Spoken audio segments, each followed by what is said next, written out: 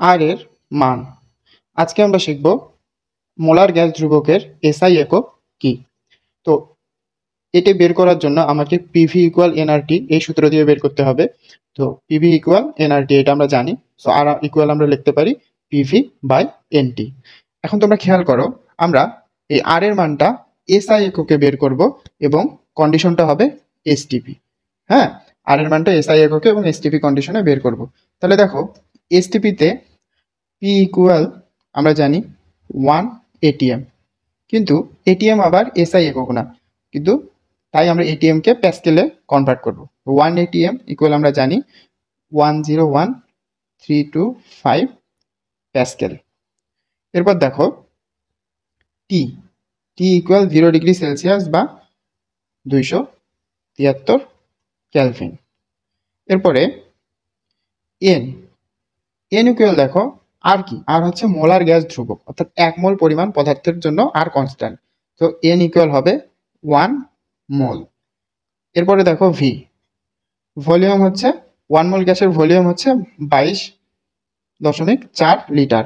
আবার দেখো লিটার কিন্তু এসআই একক না, তাই না? সো আমরা এটাকে লিখতে পারি 22.4 ইন্টু 10⁻³ মিটার কিউব। হ্যাঁ, 22.4 এর সাথে 10⁻³ গুণ করলেই এটা হচ্ছে ঘনমিটারে চলে আসে। তো এগুলো আমরা পাইলাম। তো এখন দেখো, আমরা যদি ডাইরেক্ট এগুলো বসাই দেই আর ইকুয়াল, তাহলে আমরা এককটা পেয়ে যাব। তাহলে R equal P into V divided N into T, তাই না?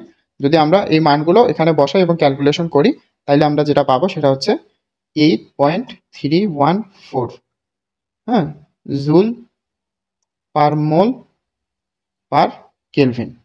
8.314 জুল পার মোল পার কেলভিন, এইটাই হচ্ছে এসআই এককে আর এর মান। আর এর মানের এসআই একক হচ্ছে 8.314 জুল পার মোল পার কেলভিন।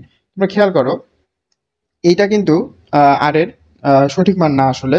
কারণ দেখো, আমরা হচ্ছে দশমিকের পর অনেকগুলো পয়েন্ট বাদ দিয়ে দিয়েছি, যেমন 22.4 এর পরে কিছু সংখ্যা ছিল, আমরা এগুলো বাদ দিয়ে দিয়েছিলাম।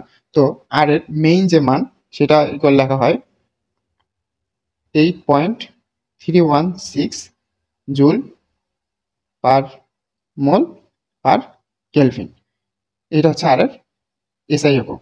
হ্যাঁ, তো তোমরা দেখো আরেকবার, এখানে দেখো আমরা কি করছি, আর এর মান এসআই এককে বের করেছি এবং এটা এসটিপি কন্ডিশনে, যেখানে আমরা এককগুলো খেয়াল করব।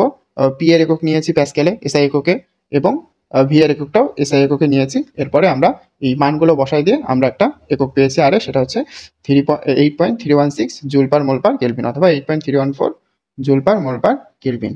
ধন্যবাদ।